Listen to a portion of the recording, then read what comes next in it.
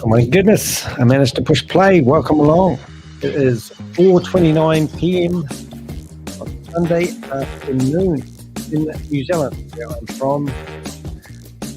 Managed to push live on the keyboard. Hopefully we'll have smooth sailing from here. 27 seconds, you're going to see a disclaimer. Basically means I can say whatever I like because this is just entertainment. But seriously, guys, we are trying to name and shame anyone running a Ponzi scheme or a scam. Now, one of my good mates did a video. I'm going to get into that in a minute. I'll just wait for my face to appear on the screen. I'll give you a little bit of an introduction about who I am. Here's between Rodney and Joe. Here is my disclaimer. I can see 4 people in the chat room already. I'm Danny de Hek, aka the Crypto Ponzi Scheme Avenger. Now, if you missed my morning's meeting, you'll be thinking, what happened to Danny? Well, I slept in, but then I had this burning desire to get on the internet and do a live.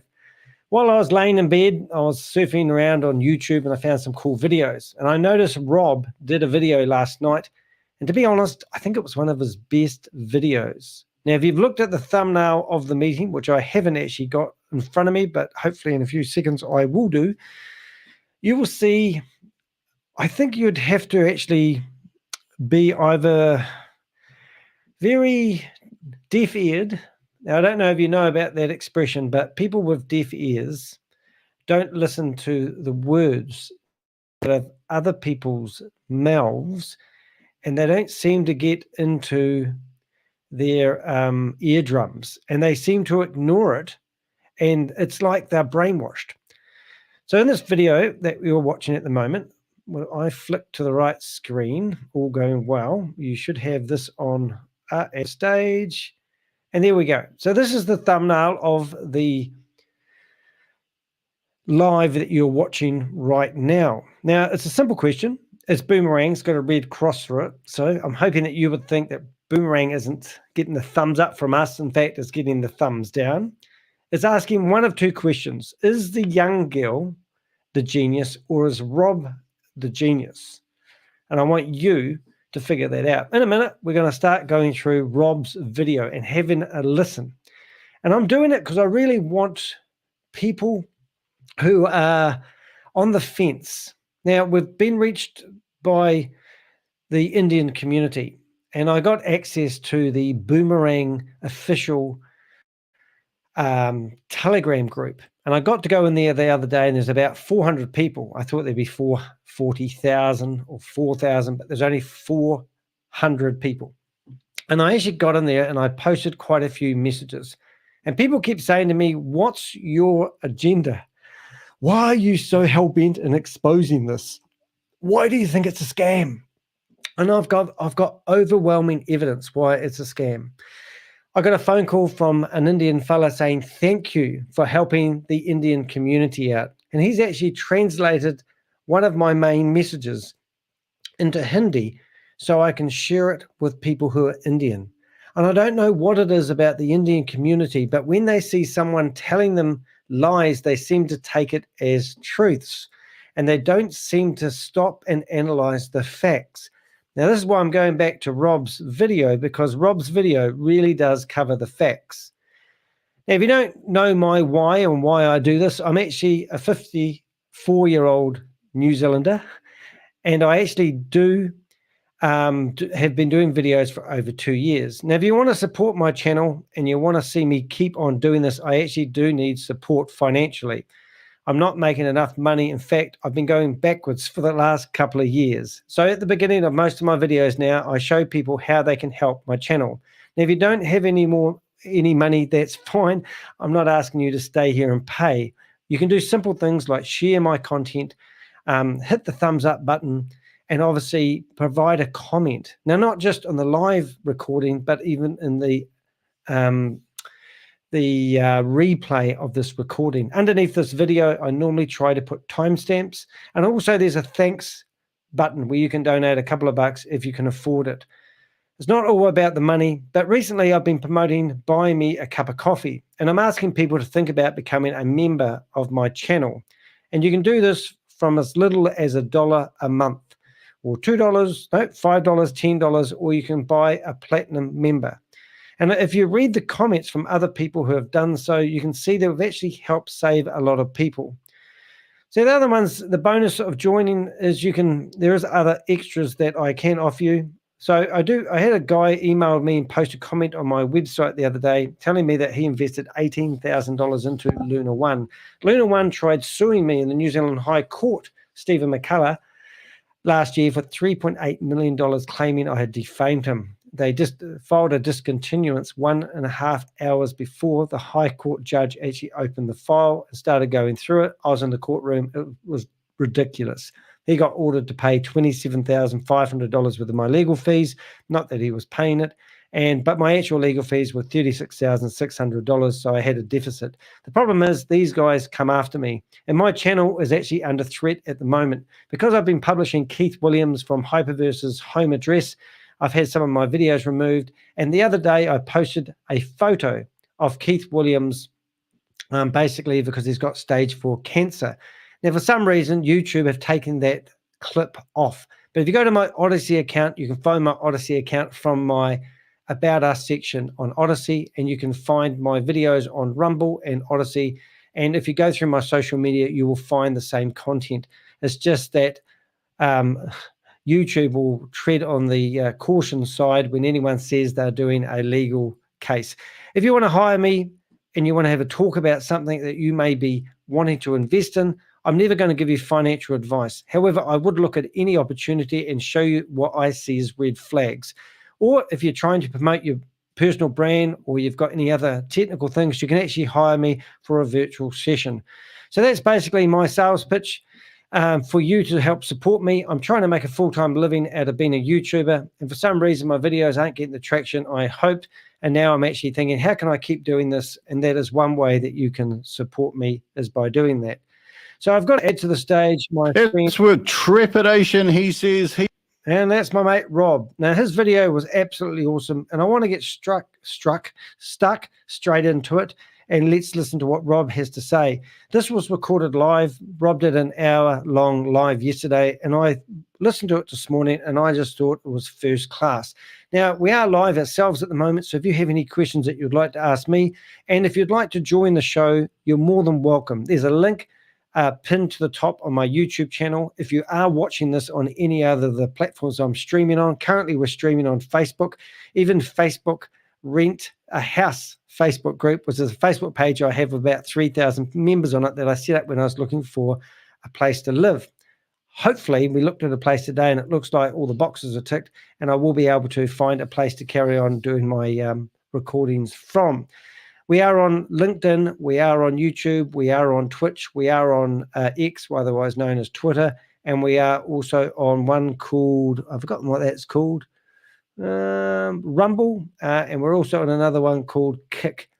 So we're on all the big platforms, ladies and gentlemen, but if you'd like to interact with me, like Susie Stealth just has by saying, "Hi, Danny," I'll pop up your message on the screen. I don't know when you sleep, Susie, but anyway, it's lovely to have you here. We're just going to go through Rob's video. I believe he had up to 11 people in his channel, which is very, very good yesterday. So what I'm going to do is I'm going to put up a scrolly-rolly thingy right now, and it does say, join the journey with Rob Woolley. Experience captivating content on his YouTube channel. Subscribe and never miss out. Now, when you subscribe to somebody's YouTube channel, if you hit the bell, so what I'm going to do, I'm just going to go to Rob's YouTube channel now, and we will bring them to the stage, and we'll make that bigger. Now, if you're on Rob's YouTube channel, you can see the link within the description. You come down and you hit the arrow here. You have unsubscribe, which don't do that. We've got none, but you can be a member. You can subscribe and have no notifications. You can personalize your notifications. I don't even know what that means, actually. You'll get a personalized notifications. Don't know what that does. But what you do is you hit all, and you'll get an email when Rob goes live. And do the same for my channel, of course. But in here, you can see, if you click on lives, you can actually go in here and see all the lives that Rob has done. Now, the reason I'm doing a voiceover on this because Rob loses his nerve every now and again, or he gets sick of trying to fight other people's battles for them, and he deletes his videos. So I'm putting an online archive of Rob's videos on my YouTube channel because they're absolutely brilliant. I see Rob personally probably maybe 2 or 3 times a week, and we're good mates as well. But we're both fighting the same cause, and we're what we call the Avengers. And the Avengers' purpose is to name and shame anyone running a Ponzi scheme or a scam, or create awareness. Now, Susie, who's in here, she is what I call a crypto junkie. Also, we usually have Crypto G, and they've done some deep dives into tracking people's wallet addresses and the movement of the money that people are doing with these Ponzi schemes and scams. Rob's going to do a voiceover on the authenticity of Boomerang. So let's get stuck straight into it. He's live yet again, but he can actually see himself this time. So me, knows that I am actually going live. Thank you very much for Kodor, whoever that was, I can't remember, who said that. My God, imagine, I was just going to go straight through that, not look at the chat and get on with it. Anyway, without further ado, there we go. We're going to get onto it. Have a look here, this here, Fred, investment fraud from the Department of Financial Protection and Innovation, State of California. We're all Satoshi and Sam Lee, although they say that was We're all Satoshi 1 and this is We're all Satoshi 2, and this one here, Stable Dow, aka Stable Opinion. I did not know that. Had you heard Stable Opinion was also Stable Dow? I've never heard of Stable Opinion, and Sam Lee. So we're going to put that up there because this is the starting point where you make decisions about whether or not you're going to get into investments, whether they're the best thing since sliced bread, crypto. I was going to say arbitration like my good buddy, but that's crypto, AI, arbitrage, flash loans, zero risk of losing, and blah, blah, blah, blah, blah, blah. Oh, but you got to start somewhere, and everybody's got their threshold that they got to jump over in order to get their money out. And for me, $500 for that smallest license, that's a lot of money. $10,000. Now, just think about that for one momento, $10,000. Forget about going in, like it's a sure thing, couldn't possibly lose. $10,000. It does actually blow me away how many people will actually fork out that amount of money. One Indian guy that managed to bounce into our meeting a couple of 3 days ago actually said, well, just put 500. And I don't have $500 to give something a go. But a lot of people do. And it seems like they're still taking money out of the community quite happily. And if you watch all the Tron scans, you can see that people are depositing around about $100,000, if not more, a day into the WOZ wallets, which is absolutely amazing.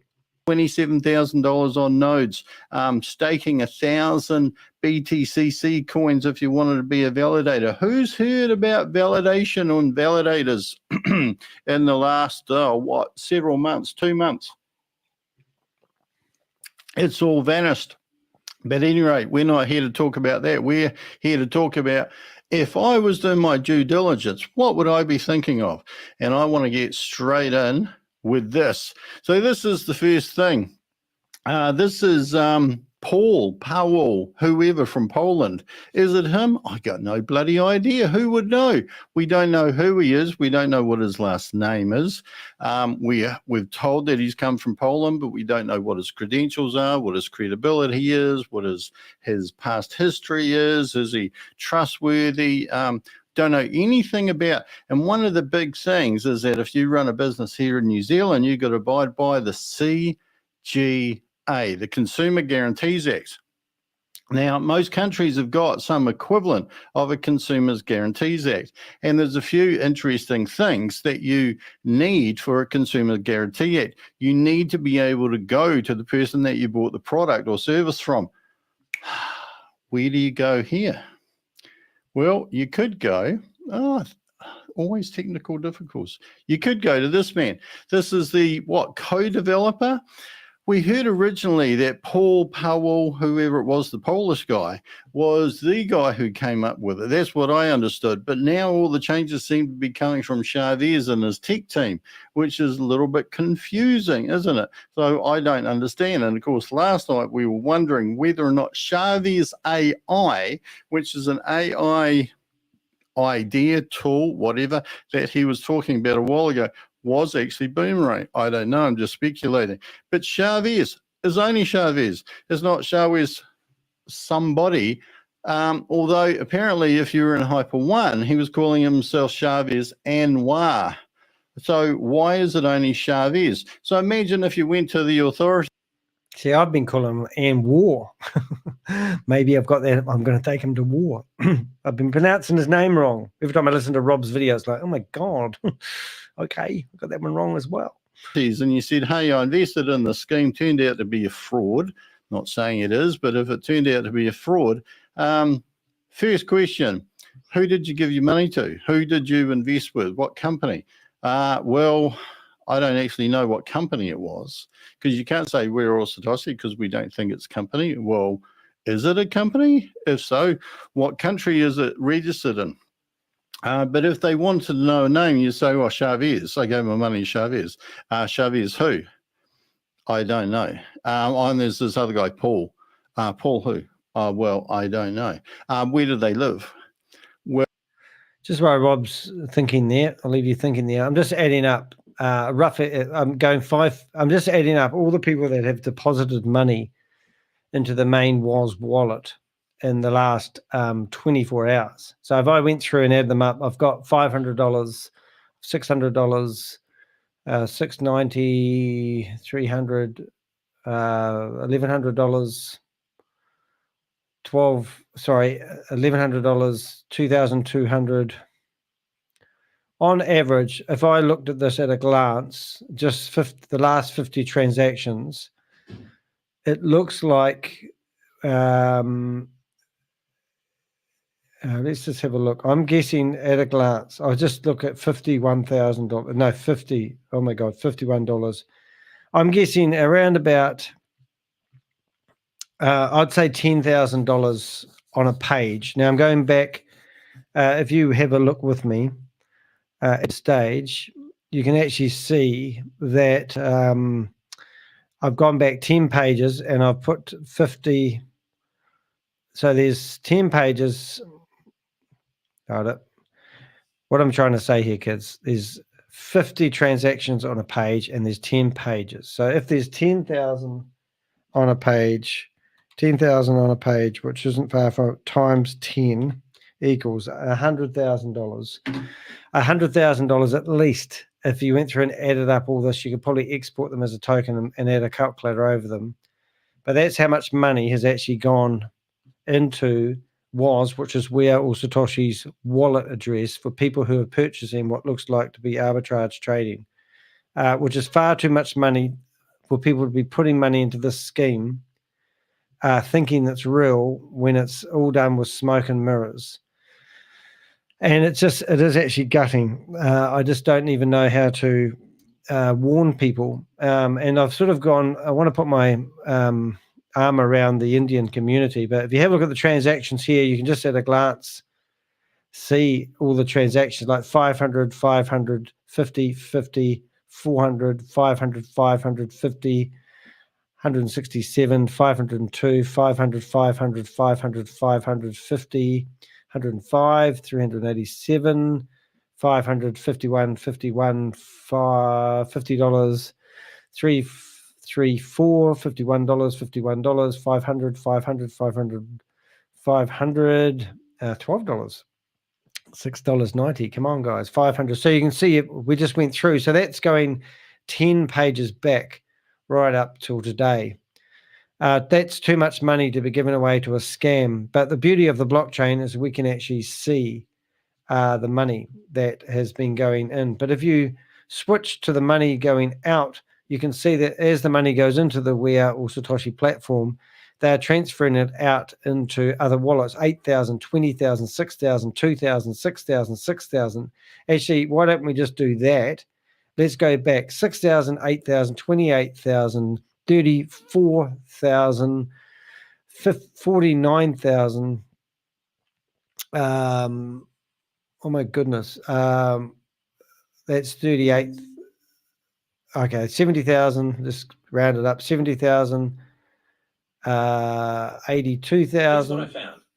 Shut up, Siri. I've lost count now. But 20,000. So there's at least $100,000 worth of out transactions. So why is the money going out of this platform as fast as it goes in? And if you look to where it goes, we've actually managed to find transactions, big transactions of sums like $7,200 have actually been lifted off this platform. They transfer the money into dormant wallet addresses that were created over 700 days ago, and they put the money in there. It's like stacking gold bars into a safe, and then they do a test transaction, and then the whole lot goes out all at once. So we've been watching the money. Look at that, $7.2 million have been lifted out, and it's gone to a hot Binance wallet. So why are they doing this if it's real and genuine? Let's carry on with Rob.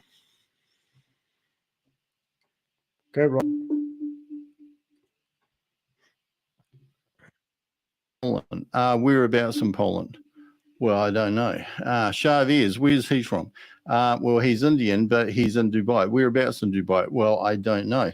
So it goes on and on and on. So that for me, but everybody's different. Remember, I'm not a financial advisor, and this is not financial advice, but everybody's threshold is different to where they have to go. Now, this here is a snippet from the Consumer Guarantees Act here in New Zealand. And it says if you pay for something that doesn't work, breaks too easily, or doesn't do what it is expected to do, you're entitled to a repair, exchange, or sometimes a refund from the seller or service provider. The Consumer Guarantees Act only protects you when you buy from businesses and trade in New Zealand. So if I were to buy Boomer, I would not be covered by this Consumer Guarantees Act. I'd have to think, okay, well, what country's Consumer Guarantees Act is Boomerang covered by? Well, we don't know. Well, I don't know. Do you know? It says not when you buy something from a private seller or from overseas. So there you go. If there's a problem with something you buy or a service you pay for, remember there are laws to look after your consumer rights in New Zealand and probably in some other countries. So let's go to the next one. So if you go onto the website, you'd assume that this is going to put your mind at peace, because these are tech guys, these are professionals, that this is a proper product. But what I found earlier is that all of these buttons don't work. Home, introduce, product, corporate, company, none of them work. Launch app goes to the DApp, so that does work. But yeah, so there's no address, there's no contact telephone numbers, don't even know what country this website is based in. So not going to get too much credibility there. Again, due diligence, or this would fall over now. Because one of the big things for me personally is I want to know where are the physical offices, where are the physical stores, where's the contact phone number. If anything goes wrong, I call them up. And of course, most of the time we take it for granted that all that exists, but it doesn't here. Shavez did say that he was going to upgrade the website, but wouldn't you do that first, particularly if you're going to sell licenses through there, and that's going to be the portal? And remember the other night, I was telling you about all the social media links along the bottom of the page. When I had a look just before, they weren't there. They were gone. So if any... Well, ironically, they're back now, Rob, but they don't work. And it's ironic because we got into one of their chat rooms and we said, why are all the images broken at the top of the website? And it seems like, well, they have fixed those. The images aren't broken at the moment. So it's kind of weird, really. It's smoke and mirrors, if you want my opinion. Anything went wrong, let's speculate for a minute. How big is Poland? And if we flew there and asked for Powell, whatever, do you think someone would be able to point us in the right direction? Well, apparently Poland's actually not that small. This is not to scale, by the way. Yes, it's a lot bigger than your monitor, a lot bigger than my monitor. Gdansk is up there. Mate, be a prize. I reckon if you could actually pronounce 10 of these properly, you should earn a $500 Boomerang license. So that takes care of Paul. We probably wouldn't be able to find him if anything went wrong. But would I be able to find Shavez? Because he's in Dubai. And I've been to Dubai. Dubai is a lot smaller, but originally came from India. So I reckon if I flew to India, got off a plane, you know, whether it be Mumbai, New Delhi, wherever, and said, hey, where's Shavez? Someone would know. You know, like it's not like there's going to be a lot of Shavezes in India, is it? You know, it's not like it's got over 1 billion people or anything like that. So I'm pretty sure if I said Shavez and narrowed it down by saying the guy who's involved with Boomerang, most of these people would know. Most of the people would know. But if I went to Dubai, well, that's a lot smaller. That's a lot smaller. Now, there's 7 Emirates in the United Arab Emirates. Dubai is just one of them. So I've already narrowed it down quite a lot because I know which emirate it is, even though some people say that they live in Dubai when they're in one of the other emirates, like Sharjah, which is where I stayed. People say, well, where did you go to? You say Dubai because that's what everybody's heard of, not Sharjah or any one of the small emirates, which is only a little drive away. But I reckon if I got off the plane in Dubai or even Abu Dhabi and said, just take me to Shavez, please, I reckon that taxi driver would know exactly where to take me and away I'd go. So that would give me a little bit of peace of mind, wouldn't it? Right? So how are we going so far for due diligence? Well, so I went into the United Arab Emirates, and believe it or not, you can actually go in there. This is the company's register, or the United Arab Emirates equivalent. And I stuck in Where or Satoshi. Apparently there's a Arabic. Writing starts from the right-hand side and goes across. Quite freaky. But there's an English button that you can press on the other side. Turns it to English. Typed in Where or Satoshi and came up with no data to display. Typed in Boomerang. Of course, everybody would know Boomerang. They would have registered that of course. Well, no data to display on that either. So where is Boomerang? Which got me thinking, has it been, what's the word? Intellectual property. Has it been registered somewhere? Has the company been registered? Is there a company behind it? Is it just like a piece of software that isn't protected so someone could come along and copy it? I don't know. But I thought, this is high tech, so they would have thought about all this. So,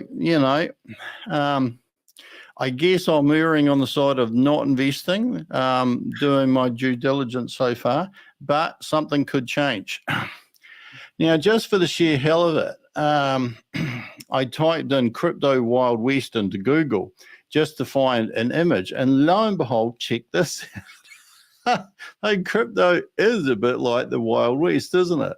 If you go into Google and search Crypto Wild West, you come up with all manner of things because for all intents and purposes, because of the lack of regulation out there, it is like that. Have a look at some of these images.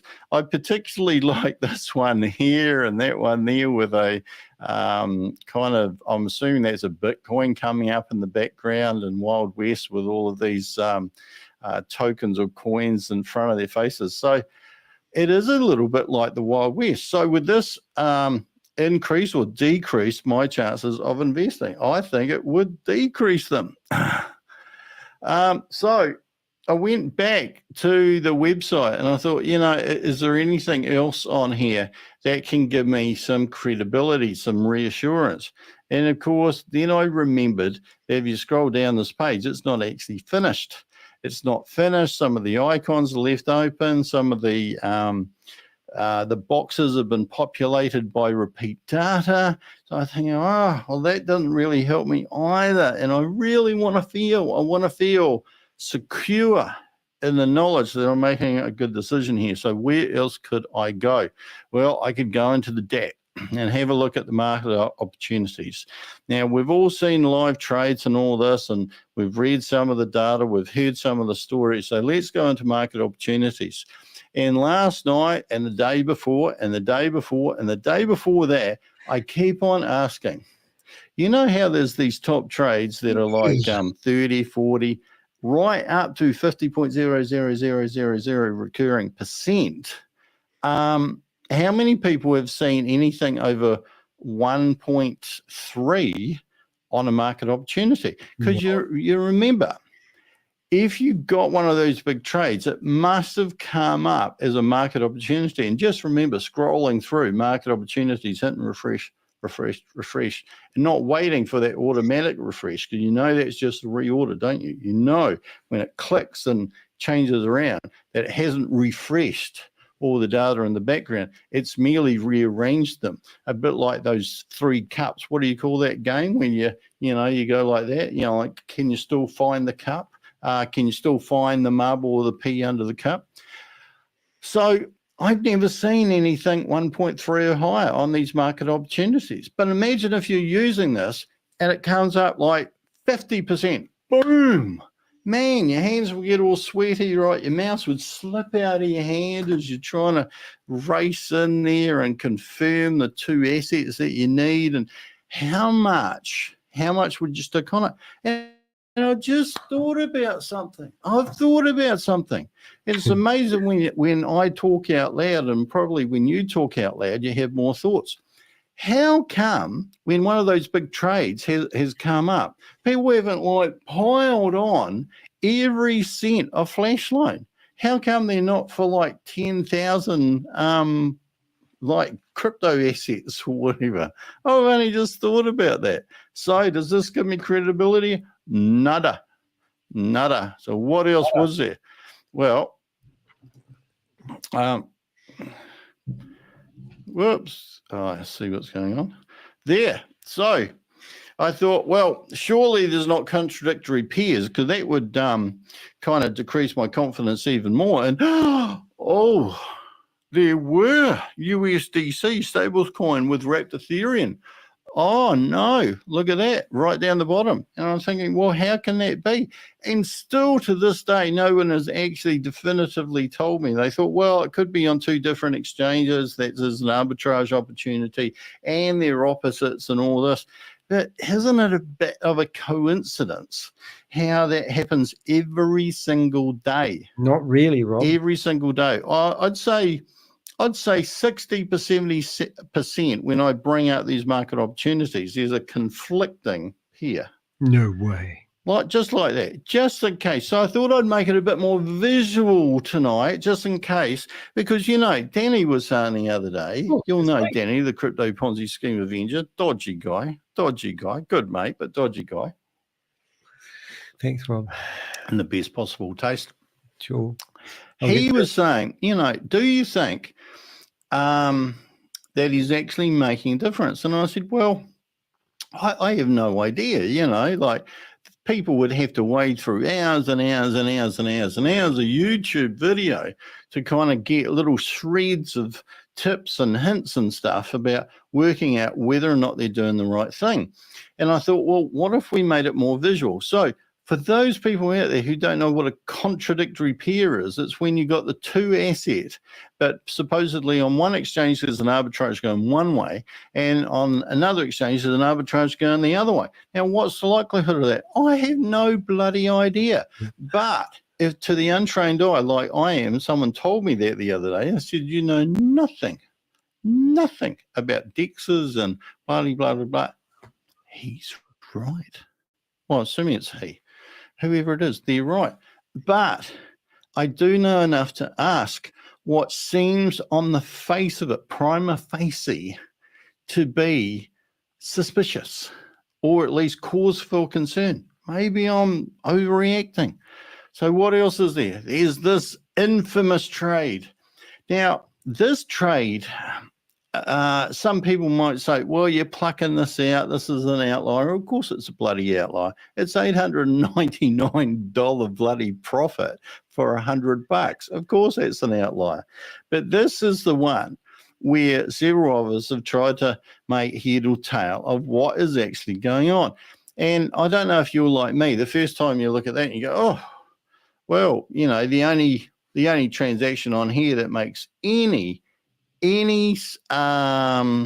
importance is this one right here. Look at that. I love how I can do that.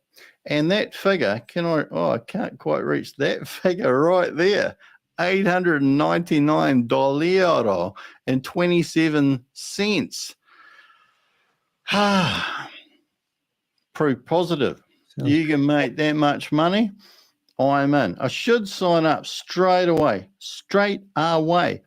But someone with a brain bigger than me fit into a similar size head, worked this all out.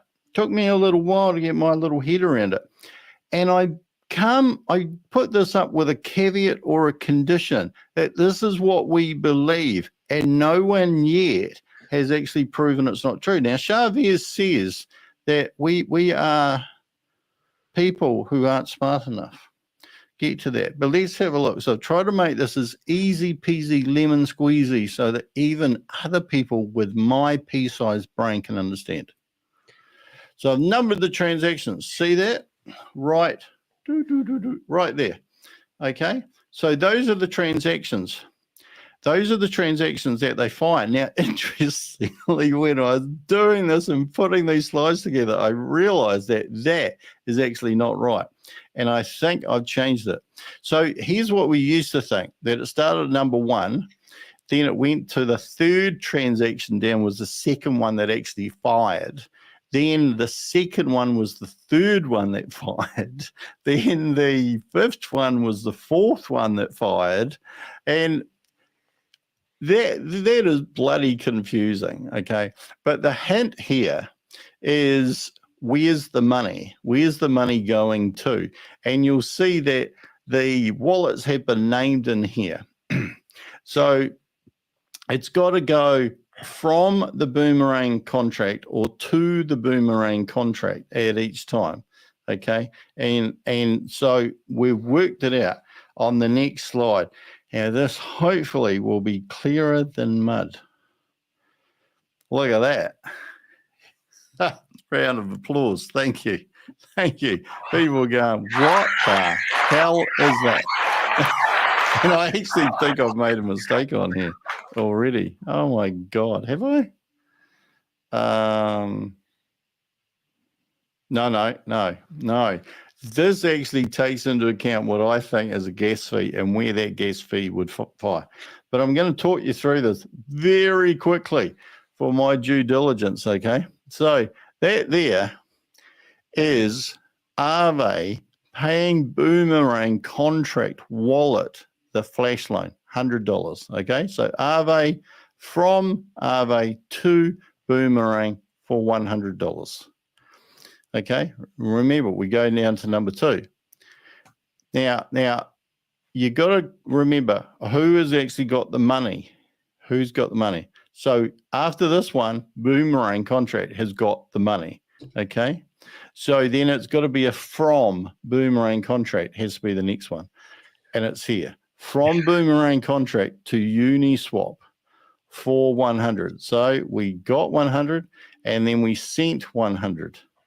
And then we got back the crypto asset. We spent 100 of one asset and we got 92.855 of another asset. Okay. So now we've got 92.55 of an asset. So where is that being sent? Well, you got to go down to number 4. So Boomerang now sends that asset to Algebra. 92. So you'll see that 3 and 4 are exactly the same amount of money. Okay. So came in there. All right. Went out there. Came back in there and went out in number 4. Now, number 5, we think is because it's in algebra. This is what I think anyway. It's in algebra. So algebra has paid the gas fee. We're assuming that, I'm assuming that's the gas fee. So that's actually technically going to be 5. And then the next one is going to bring the asset back. So this is a simple thing on these transactions, okay? And remember, in order, as it appears on Polygon, it's going to be 1, 2, 3, 4, 5. It's going to be in the order that it is listed there, all right?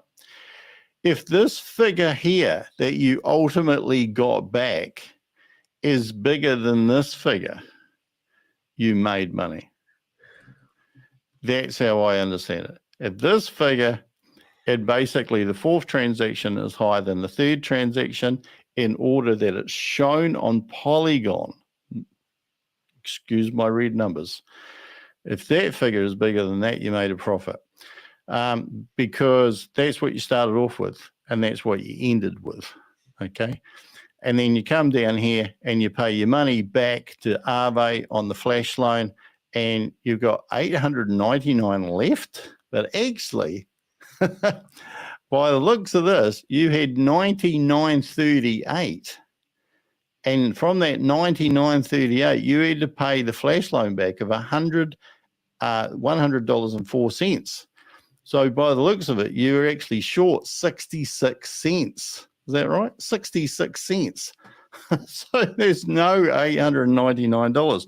Now, as I always say, if I'm wrong. If you're wrong, Rob, it's quite funny. I just going through my messages as I'm talking. That's why I'm a bit quiet. And I got this guy that says, Danny, have you ever contacted a current affair regarding the whalers? You know, the amount of organizations I reach out to, and I even reached out to the lady who runs ASIC for Australia, telling her I've got a database of all the people that involved in We Are All Satoshi. It's just exhausting, guys. And I never get a reply back.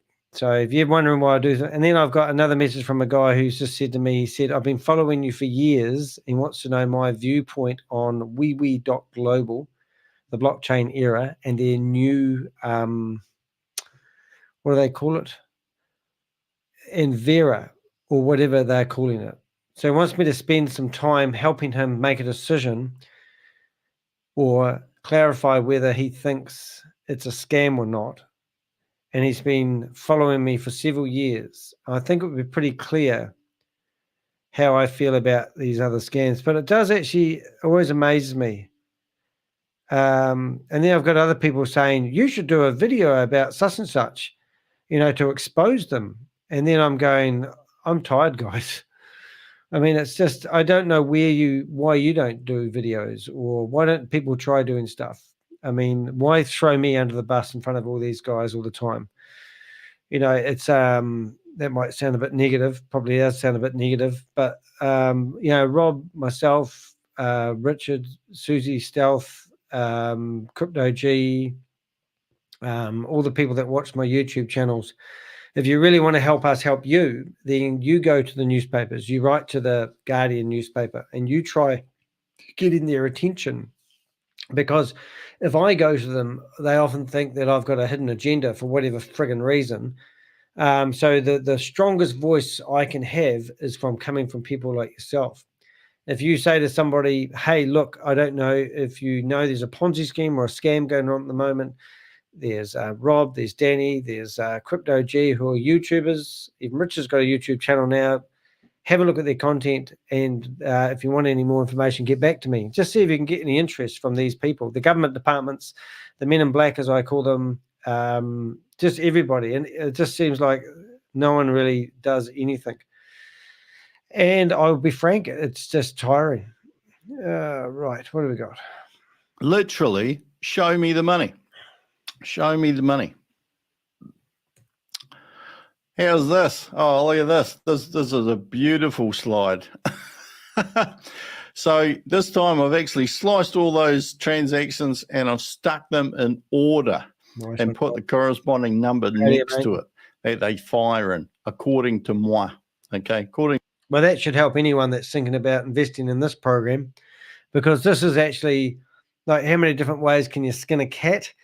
Or, this is actually just making it a lot easier for you guys to understand it. Now, when I watched this part of the video, it really was kind of like, even for Danny to grasp it and see that it doesn't add up, but it doesn't seem to make any difference. People are spending $100,000 a day signing up for this, what they think is an arbitrage trading form. No one's doing due diligence. No one's asking those questions.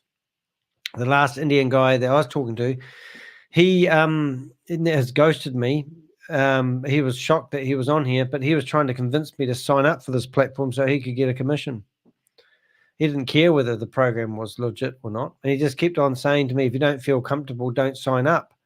But if I did say I felt comfortable, he would have taken 10% of my money as I signed up for a platform. It just amazes me. In fact, I'll try to get him on here now. My little pea-sized brain. Flash loan received, $100. You send the $100 off. You get the other asset back. You send that one off.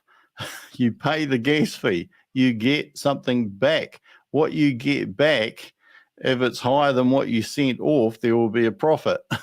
Right? From what you get back, you have to pay back your flash loan. With the flash loan fee, remember you got the gas fee out there and the flash loan fee. And once you've, that figure there, less that figure there should be your profit. Okay, you follow that? That's the figure you got back from your arbitrage trading. You're paying the flash loan back. That minus that is your profit. So you'd think that would have to be higher than that to be a profit. So explain that, somebody. All right. Clear as mud. If you're still confused, there's nothing else I can do. I can't move from here and stick it on a whiteboard, but I don't think it'd make any sense anyway. But the thing is, it doesn't matter because I'm doing my due diligence on here, and I almost never get anybody come onto any of my videos as long as I've been doing them and say, oh, but Rob, how does this work? Or da, da, da, da, da. Why is that, guys? Why don't people who watch this, why don't you post comments?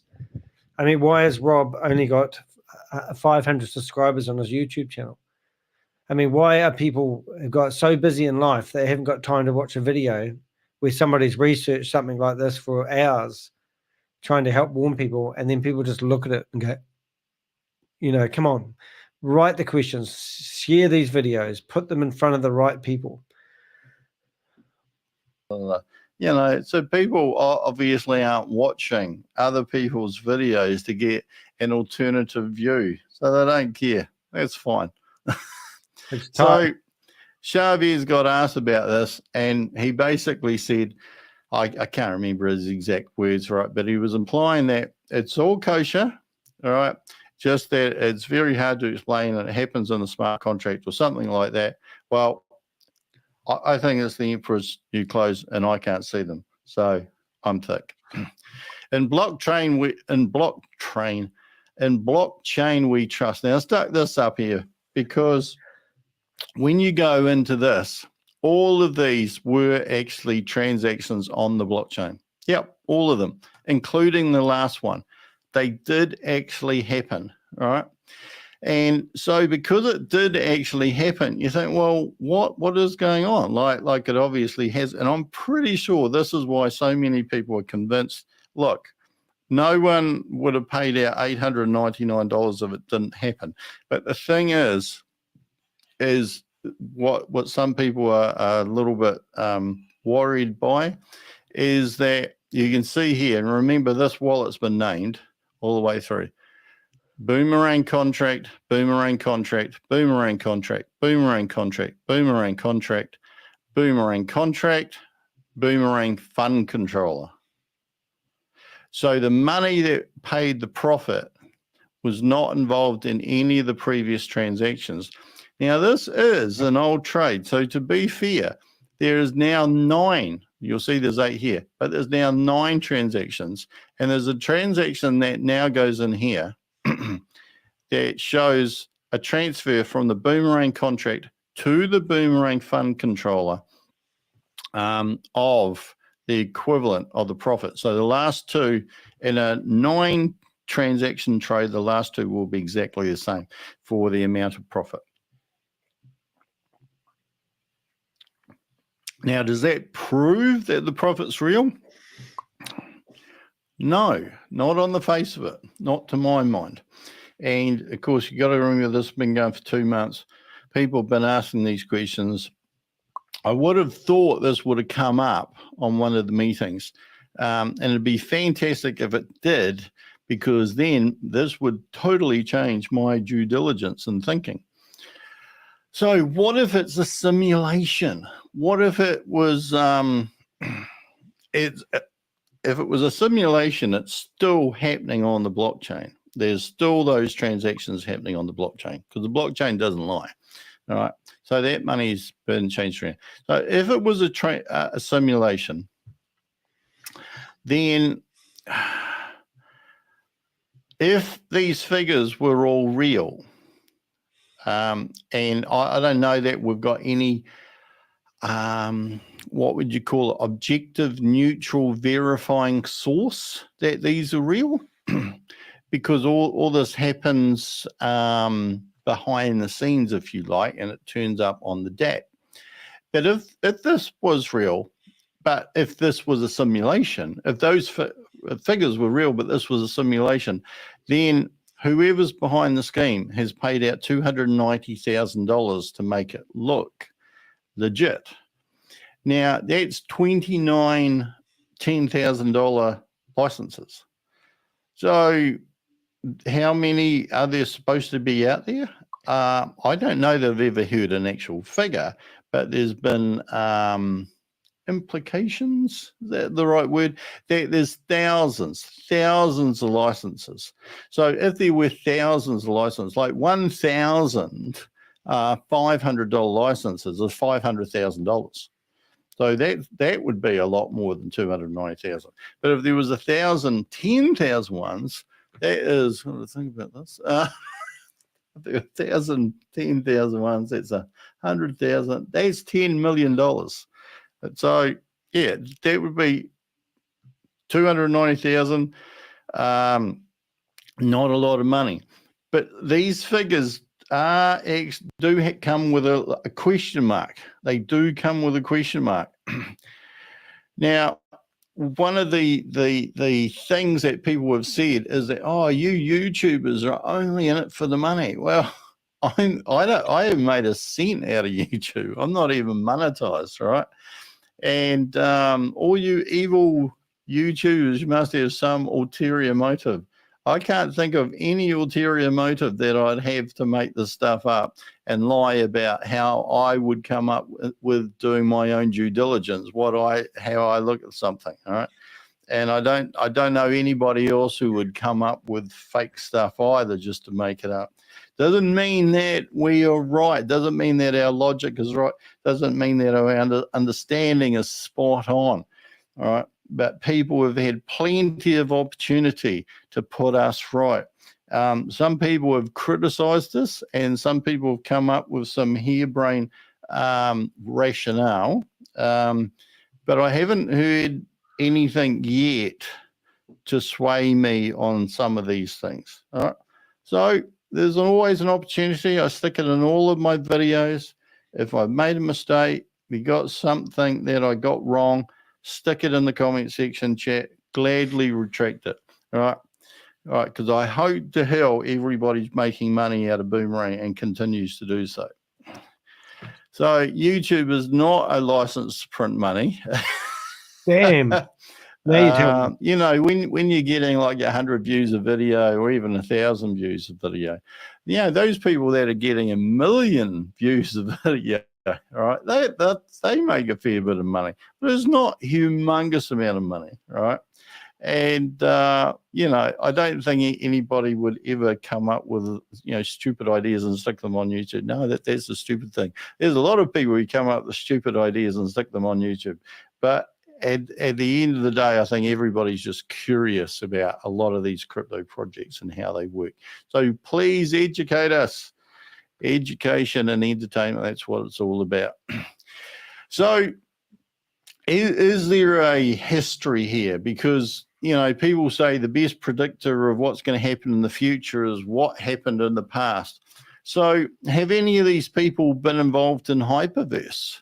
Because Hyperverse fell over and everybody's calling it a scam or a Ponzi scheme. And of course, some people have been charged and one person pled guilty to those charges. Has anybody been involved in Hypernation?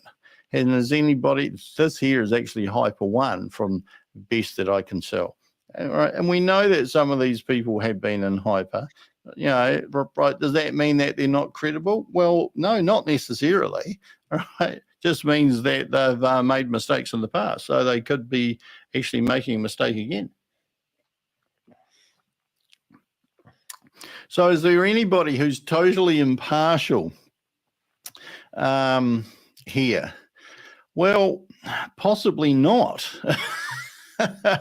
unless you're not involved. So I think the YouTubers are probably the most impartial, but I guess the new people that are coming in with an open mind are impartial. But are there any reasons to think that anybody's not impartial? I guess is a good question to ask. Are there any rewards for selling any of these things? Are there any kickbacks? Are there any, is there any financial incentive for people to sell?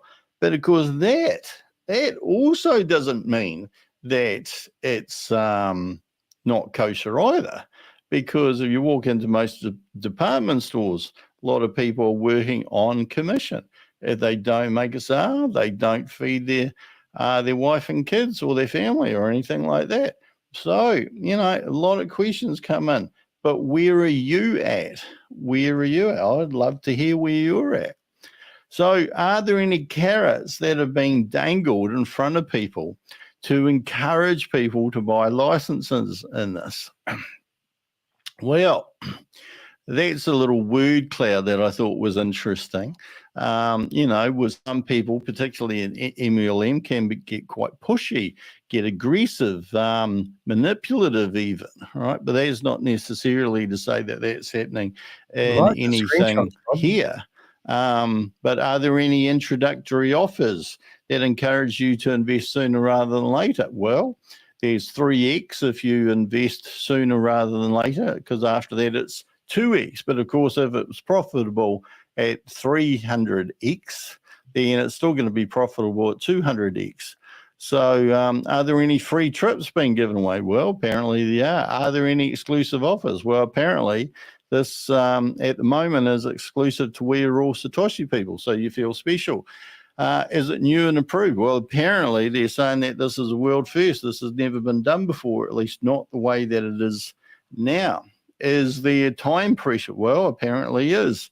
Some of these people are getting a free trip if they sell X amount between February 5th and February 20th. And of course, you have to get in before March the 1st when it all comes off, goes out of the beta testing. Are there any selling commissions? Well, we know there's 5%. Is 5% enough to make anybody do any nefarious stuff? Not a hell of a lot of money. Some people would say that's quite low. Do people talk about generational wealth if you get in on this? Well, I have heard that. And is there any fear of missing out? Well, there's a bit of that too. But of course, none of these things necessarily mean that there's anything wrong with it. So I'm curious, where do you sit? Where do you see things? But I think back and I think, well, this was supposed to have been the Christmas present. This was supposed to be the Christmas present. And most Christmas presents are free, aren't they? But this is a new product. But apparently it's supposed to be such a great product that, this is a gift, because they could have sold it elsewhere. Possibly they could have if it's all kosher. So, the other thing for me, if I'm sticking my money somewhere, I have to know that everything gives me trust, reassurance. I'm feeling secure that everything's safe. So has has it been hacked at all? Well, apparently the NFT miners at some stage were hacked, the NFT market. Is there anything else? Well, there's a graph that seems to mislead on the website as if the BTCC coin's going up all the time. There's drop-down menus that, you know, aren't working, and you'd think that's pretty basic stuff for anybody who's at the cutting edge of technology. And of course, we saw before, and I might show you after this, that the Boomerang website isn't functioning properly. The crypto bridge went down. So that's another thing. Some people have been saying that there's some software issue with the bridge. I don't totally understand it. And of course, over here, so these are the two screenshots showing the trades and a flash loan used and total profit before it went down for maintenance. And this is after, and that has fundamentally changed. So can you have total trust in this? Maybe there's good reasons for all this. I just don't know what they are. So in the absence, I'd be tending, you know, to be very cautious myself. And this brings me to the end, and this was the best quote that I could find. Karma is like a boomerang. What you give out will always come back to you. Karma is like a boomerang. What you give out will always come back to you. So let's have a look in the chat room before we do a quick roundup of BTCC and what else is new happening on Boomerang. And then you got Ben. Hello, Rod. I can see you now. Yes, my apologies for the false start earlier on. I can't. I'm about the worst person to talk about anybody else's technology, aren't I? Stable Deo and Stable Opinion were on the same platform. Cool. Didn't know that. Well, they operated on the same platform. Yep. JB Coda, Shavez is definitely not in charge. That's the Silhouette who runs it. Some people have been saying that. I have no idea. You could look for Sam Lee in Dubai. Yeah, well, actually, Sam Lee could have a pretty good profile around the bars, couldn't he? Is Sam Lee still in charge? Well, who would know? Who would know? I guess they'll find out when they have the party over in Dubai, which is only about eight days away. Yeah, I can't believe they're doing that. I was actually thinking I wouldn't want to be the ones that were paying for those all expenses paid trips to Dubai, given how late it is. But I guess it depends where you're flying from. I would think these trades last a few seconds, and in reality, yes, they are very, very short, but they're not going to be many at all. If it ever does launch, there's no way it's real. A lot of people are thinking that, but we're going to have a lot of egg on our face come March the 1st if everybody starts making money and we don't. Someone had sent way too much money, maybe a fault in the code. That's why they took it down. I just can't work out how those figures change so much during the maintenance when, you know, you would think no trade. Like I can't conceive what could have happened that they thought, well, this is actually wrong, so we need to change it. I can't think, like, perhaps there is something, but I can't see how the profit could have gone up. That's one of the things. I just can't see how profit could have materialized from nowhere. I could maybe understand if it wasn't recording flash loans correctly or failed trades, like if it was a failed trade, but maybe it got the flash loan, hadn't done all of the transactions properly and just sent the flash loan back and still recorded it as if it used it. You could actually see that would possibly make sense, that people's flash loan would go down from a failed trade. But then that would mean that the flash loan was too high, but it wouldn't have changed the profit. So the trade number or the flash loan would have been what? Too high? It would have been too high if that was happening. But if it was happening a lot, you would have noticed it. But it wouldn't have changed the profit. Wouldn't have changed the profit. Can't work that out. But someone will know somewhere. Hopefully they can tell me. To me, decentralized banking means someone can take your money and there is nothing that you can do about it. Planet Earth is blue. And I think that, yeah, like if I put my money into a bank, I can literally walk 1 mile down the road and go in and see somebody and get my money. I hope that doesn't change. So just get rid of this. Boom. I don't need to say that. Won't be doing that one again. That's done. So this is the, we'll just refresh this. We'll just go in here. So this is a Boomerang site. And just to prove my point, so you click on home, introduce product, cooperate, company. There's nada. There's nada. So just to prove my point, you can come down here. So if I click on that, you'll see it's just not loading. It's not doing anything at all, not a sausage. If you go and hit launch app, it will. So yeah, it's got these here as if they're in collaboration with that, but I wouldn't think they are.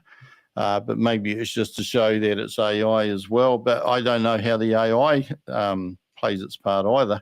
And we'll come down here. And you'll see that one's not populated. So they're just little things like this. I know I'm being anal, but, you know, it just wouldn't happen on a professional site. That there is the same as that text. Got all this stuff. I don't know whether they actually use all those yet or not, or maybe they're coming. And down here, oh, this is here now. I would have sworn that wasn't there before, but they don't work either. So you can't click on those. Oh, you can't even see that in the screen. Hold on. Oh, it's right behind my head. Sorry. I'll move me out of the way just to prove my point. Those don't work. So none of those are going to take you to Facebook, Twitter, Instagram, or Telegram. Yeah, just to prove the point. Let's go over here. No. Let's stick me up there somewhere. So we've had 96,000 trades for $15.1 million and 290,000. I haven't done my maths, but just to reiterate that all these trades were averaging 1.12% profit since that came back from maintenance. And we'll just scroll up here and have a look at the top trades for the last 24 hours. But we've seen in the last couple of 3 days that these aren't actually the top trades for the last 24 hours because there's a $422 trade that stays on here. And I haven't checked the others, but I'm assuming the others were the same as well. So let's have a look. We've got a 49% one there. And people have made $11, $5, 20, 20, 8, 7. So that was one of my points, that if these profit percentages are these high, how come they don't show up on the market opportunity? I've certainly never seen anything even at 2%. I've never seen anything at 1.4%. I've never seen anything over 1.3. Well, to be honest, I haven't seen anything over about 1.27, maybe 1.28. And that's the borrow amount. But some of these are stable coins as well. So how you get an arbitrage on a stable coin, that's completely beyond me. And these here, DAI and USDC, have hardly moved at all in the last 7 days. So how there was an arbitrage in there for 38%, totally beyond me. And down here, is it still here? Yeah, there it is. So that's been there 3, maybe 4 days. And this is supposed to be updated every 24 hours. So I have no idea. And that big gap there, that big gaping gap between 22% and 9%, that's statistically unlikely. But maybe, who knows? Who knows? I do know that some people were saying that Ratmatic is the one that's the most volatile and that you get your best trades of it. And you see Ratmatic accounts for a lot of these, but not all of them. And they're very, very big. They're very, very big. So that's enough of that. Just go into that market opportunities. Every time you click this, get a white page unless you refresh it. You refresh it and there'll be a conflicting pair on here. There almost always is. There probably won't be because I said that. No, there is. So Ratmatic USDT, 1.04% one way and almost 1% going the other way. There and there. Happens almost all the time. So let's go. We don't need to go there. Let's go have a look at BTCC, see what's happening there. Go to the dashboard. Oh, there was a reason why I wanted to show people this, because this is quite fascinating. He says like a complete and utter nerd. So the coin hasn't gone down too much in the last day or so, but it has gone down. Volume and trading, that's very low. 5,600. That's incredibly low. So not much action going on there at all. Actually quite curious how that volume can be that low and the coin still goes down, because there's not a lot of trading at all. I don't know how that one works. So at any rate, we're down to 64 and my mouse has just ran out of oomph. What did I want to say? So there's 64 million marketing cap. So you need 64 million to pay people out. And the liquidity pool as of last 12 hours or so, there's only 16.1 million in there. So that's about a quarter of what you'd need to pay people out. As you can see there, you got the never changing graph, which says that BTCC is up 72.5%. It's not.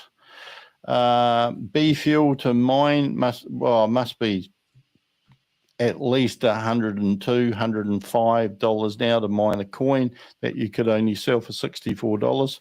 I was just speculating the other day with the person what would happen if the bridge got open. The bridge hasn't been open for, I think, over 50 days.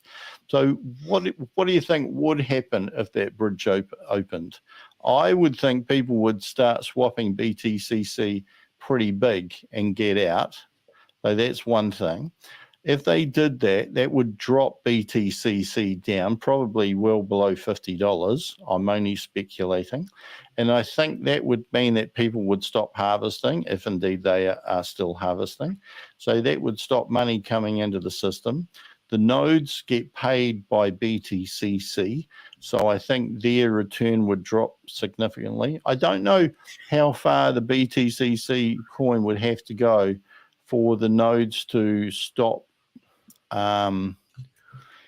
getting a return, a proper return. They're getting something like 182% per annum, but that was based on the coin being at such a height. And I'm not too sure about the validators as well. Were the validators also getting paid based on BTCC costs? So it's quite an interesting situation to see, you know, what people will do, how they'll play it, what their strategies might be, because a lot of people may be hard up with cash. If they've invested quite a lot of their money in here and they haven't been able to get any out for a while. Just got a little bit of power back. You see that quite a lot of miners have gone up. It's gone up 0.5%. So that's going to pressure the coin, but very, very tricky to work out how that coin goes. It seems to be that it's related to the number of miners that are on the node, plus something to do with the price impact about how many people are swapping out. Probably other variables, I don't know. But if someone does know, please stick it in the comment section. I would love to know. Now, the interesting thing that I wanted to show you was in here. Now, this here keeps going down, although I don't know that that's changed in the last 24 hours. But check this out. New releases. Look how Yeah, this is many quite new interesting. releases are on there. Why would There's this a be a huge difference? amount. That's the most I've ever seen new releases of miners. And they're all 10x or 1x miners, and they're all pretty big numbers. So you do wonder who would have those big number miners. Like, is this a leader that's trying to cash out?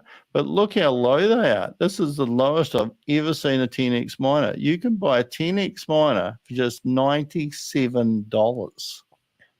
$97. So that's $970 if it was a 1x. Just smooth the decimal point. And these 1x is only $11.60. So this is very low. This is like someone cashing out. But look how high these numbers are. They're all pretty high, particularly on these ones. Like, I'm not too sure how high the numbers on 10x miners go. 1x miners, it's conceivable that someone got a free miner, or someone's got free miners for GameStop memes or Boomerang licenses. But these 10x miners, I've never seen anything like that before. Look at them. About 20 of them. Are they all at the same price? All the numbers are pretty high, all around about the 10,000. So I just thought that was really interesting. Going to the open market. Now, you can do a little tricky thing here. Danny showed me the other day. Do Control F. I did. Type in 10x. And just see how high those numbers on 10x miners go. There's, oh my God, is that right? There's 130. Wow, just bring that down. Goodness. Oh, yeah, you can see Hey, that. the other I don't know day if there you can was see it actually because it's large enough. 900. There's 134 10x miners on. My God, that's huge. So at any rate, just for the sheer hell of it, let's have a look at these numbers. So they're pretty random all over the place. But let's, oh, wait on, just for accuracy, was there 12,000 there? Might have been seeing things. I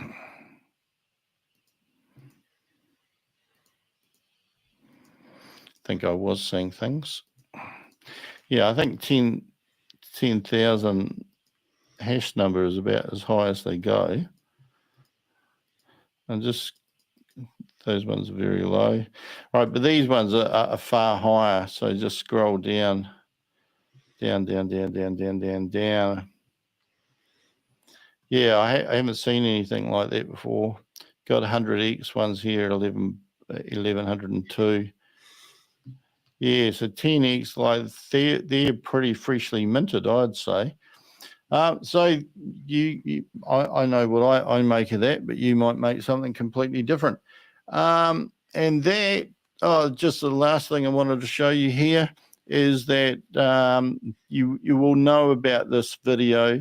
I've got a link in the description below. This is the California DFPI, who has issued an order against Wheeler or Satoshi and Sam Lee. But I've also put that link in for the stable Dayo one, which I only saw, I think it was yesterday. Didn't know that was up there, but that had come out around about the same time. So look, I'm quite curious about what you think about Boomerang, whether you'd put your money in. As I say, this isn't financial advice in any way. These videos are for education and entertainment purposes, and I am not a financial advisor. But this will be really fascinating to see what happens come March the 1st. And what do you think will happen? Please stick it in the comment section below. If you get any value from this video, please give me a thumbs up. If you want to see more video, please hit the subscribe button. And until next time, happy investing. Bye for now. So there you go, guys. Nice to see you here, Richard. Nice to 8 people here.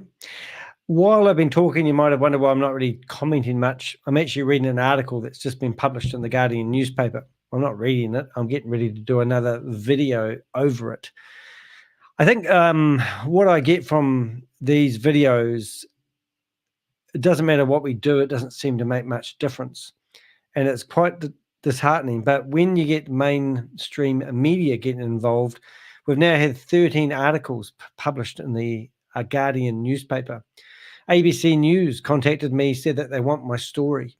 They said that if I knew anyone in Australia who would like to tell their story.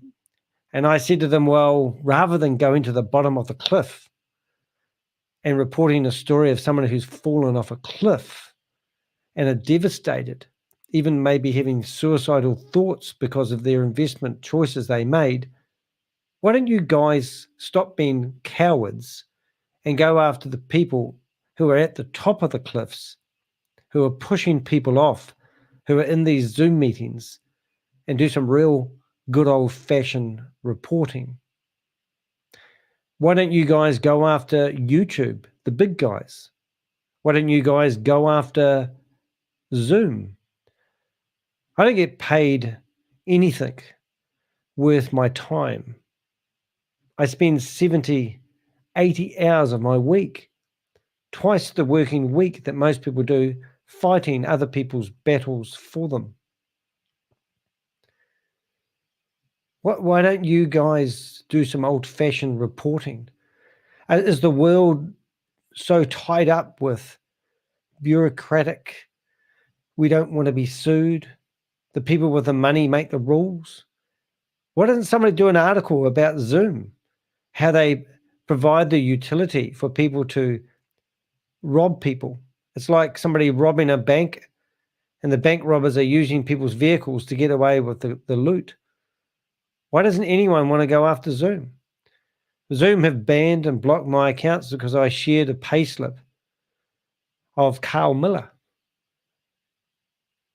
Carl Miller's on the dole.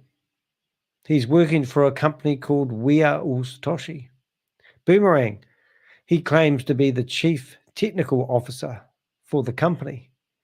Doesn't that ring alarm bells? Yvonne Henry and Kate Longley.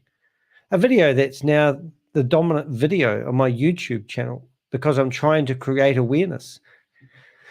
When you go to my YouTube channel, youtube.com/DeHek, DEHEK, the first video that will come up is Yvonne Henry and Kate Longley, two Australians, defrauding two other Australians out of $102,000 because they bought some stupid membership, hoping that they would become wealthy. They took out their superannuation, super fund, their retirement money, and gave it to Sam Lee. Sam Lee has got an arrest warrant out from America. Sam Lee's an Australian citizen. America is going after Sam Lee because of his criminal activities. Sam Lee started up We Are All Satoshi. 2 days ago, I'm reporting a Zoom meeting. I took a screenshot of the PowerPoint presentation. It says, We Are All Satoshi /Boomerang. Boomerang is a product that Rob's just mentioned here that is created by a guy called Powell who lives in Poland. The company, the CEO of We Are All Satoshi, is ran by a guy called Shavez who lives in Dubai, who's from India, that doesn't tell people his last name. I call him War because I want to go with war with the guy. Then you got people like Keith Williams who stole probably 10 million pounds from people in the community who thought they were investing in a too good to be too true opportunity, who currently lives in a £3 million mansion in the UK. Got a couple of mil in the bank. Got a property investment, so his best mate tells me. We had somebody go knock on his door the other day, and his mate says, he's not there. He's not in London at the moment. What, so Keith's traveling around? Keith's got stage 4 cancer. Calm as a bitch, isn't it, Keith? But you can still carry on living. His mate goes, well, what do you expect him to do? And I said, well, he could go and dob in all the other people that he was using to promote this 1.2 $9 billion scam. That's how much money they allege has been scammed out of the community, mum and dad investors in 2022. I mean, come on, something's got to give, something's got to change. I mean, I can't spend all my working career reporting Zoom and doing Zoom's jobs for them. Why don't you reporters stick your neck out and go after Zoom? Are they too big an organization? Newspapers used to report amazing stories, breaking news articles. Imagine the headlines: Zoom gets in the spotlight for providing a utility that helps people rob people from their money. People are dying by suicide because Zoom is providing the utility to do so. Wouldn't that be a great headline? You'd get some readers on that. Or is that just too dangerous because Zoom would come after you and sue you because you reported truthful, honest news? Can you imagine standing in front of a judge if you were the owners of Zoom, telling people that you are trying to police your platform and you can't manage it? There's a brilliant video on my YouTube channel at the moment from a guy that claims, and I'm not going to bring it up, but I am going to actually tell you the video. So if you go to the homepage of my YouTube channel, I'm going to have to do it. Let's go. So if you go to my YouTube channel, you'll see live now. That's me with a wee girl. Who's the genius? The girl that can figure it out? Well, Rob. I think a teenager would be able to figure that out. Now, if you come down here and you go to Ponzi schemes and scam exposed by other YouTubers, and for some reason they're actually, I want to sort them by oldest first. It should be actually sorting them, but for some reason it's not. Or is it? Oh, I don't know. Yes, it is. There, Facebook is a cesspool of fraud and fake accounts. So go have a look at that video and listen to this guy talk. And his video is actually absolutely brilliant. If we go back to that screenshot we just had there,